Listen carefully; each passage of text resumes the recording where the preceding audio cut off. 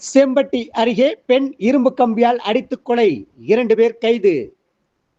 புதன்கிழமை மாலை 6:30 மணி அளவில் கிடைக்கப்பெற்ற தகவலின்படி, திண்டுக்கல் செம்பட்டி போடிக்கம்மன்வாடியைச் சேர்ந்த தங்கவேல் வயது 60, நீலாவதி வயது 55 தம்பதியினரின் மகன் சண்முகவேல் வயது 35.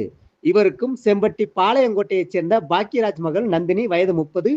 இருவருக்கும் 12 ஆண்டுகளுக்கு முன்பு திருமணம் நடைபெற்று 2 குழந்தைகள் உள்ள நிலையில் கடந்த 5 ஆண்டுகளாக பிரிந்து வாழ்ந்து வருகின்றனர்.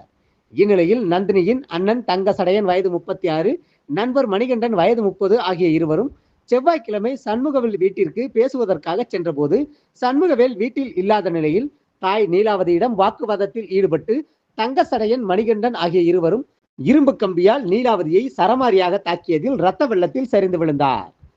மேல் சிகிச்சைக்காக மதுரை அரசு மருத்துவமனையில் சேர்க்கப்பட்டு சிகிச்சை பலனின்றி புதன்கிழமை நீலாவதி உயிரிழந்தார். இதுகுறித்து செம்பட்டி போலீசார் தீவிர விசாரணை மேற்கொண்டு மேற்படி கொலை சம்பவத்தில் ஈடுபட்ட தங்கசடையன், மணிகண்டன் ஆகிய 2 பேரையும் கைது செய்து விசாரணை மேற்கொண்டு வருகின்றனர்.